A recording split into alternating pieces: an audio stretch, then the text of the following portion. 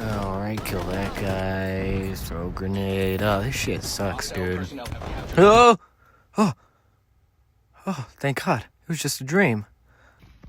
So the Call of Duty Black Ops 6-7 Super Enhanced Deluxe Edition beta is out. And as expected, I'm not very impressed. And as I was playing, I had a feeling like something was wrong, but I couldn't quite put my finger on it. Gunplay felt solid, Omni movement was fun, even though it was just copied from the previous Black Ops with the wall jump from Titanfall taped onto it. It was then I realized, man, I played this before. I played this a million times before. So, why am I playing this? Oh, there's someone at the door. Hello?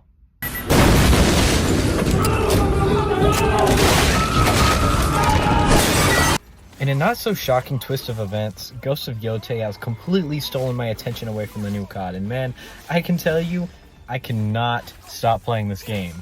Spoilers ahead, by the way.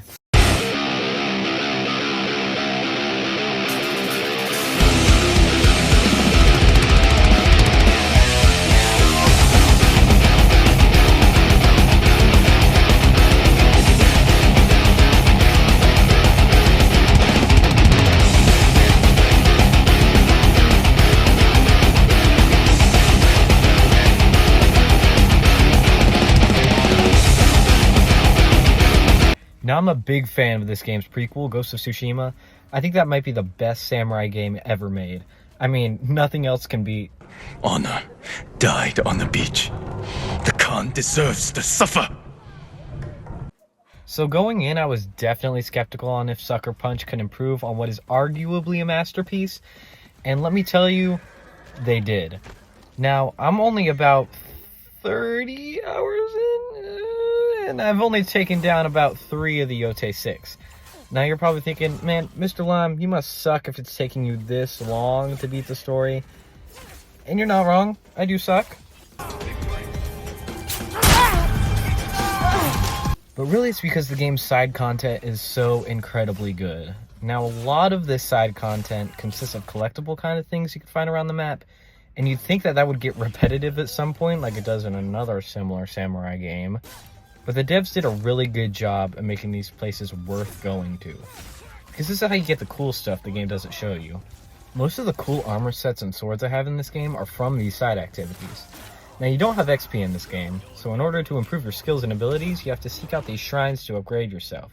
There are also these hot springs that I can't show the cutscenes for. This video will get demonetized.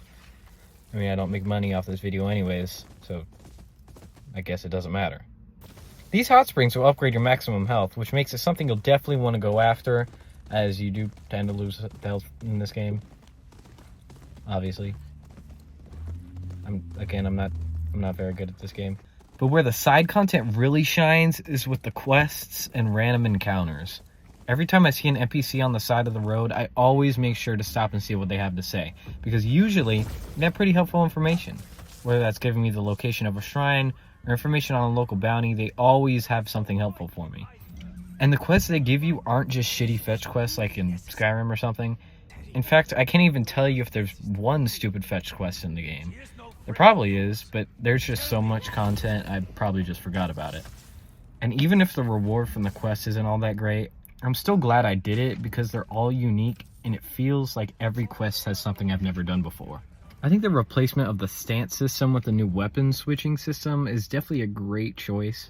And it makes sense lore-wise since you're a mercenary out for like blood and revenge and you're not bound by conventional samurai rules like Jin was.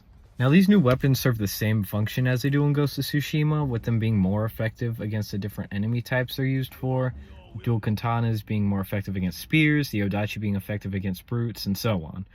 But there's tons of different abilities you can unlock with these weapons that can serve a bigger purpose than just matching the enemy type.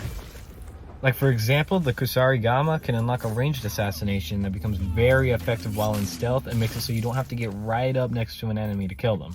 And the Yari has a kick that can be used to hit enemies off ledges. You're not just limited to your melee weapons, you also have bows, bombs, flaming swords, pocket fent, kunai, and smoke bombs.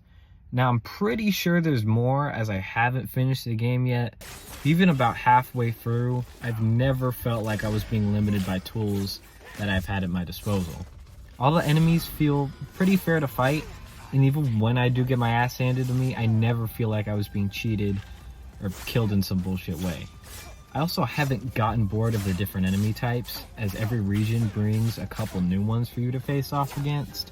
Whether it's a ranged enemy, an enemy with a shield, a big enemy. Once you get to the snow region, some of the enemies hide in the snow. There's a lot of different variation when it comes to the enemies. Whoa. Sorry, I was busy staring at that mountain. This just might be the best looking game I've ever played. It's the colors, man. Look at the colors. Look at the colors.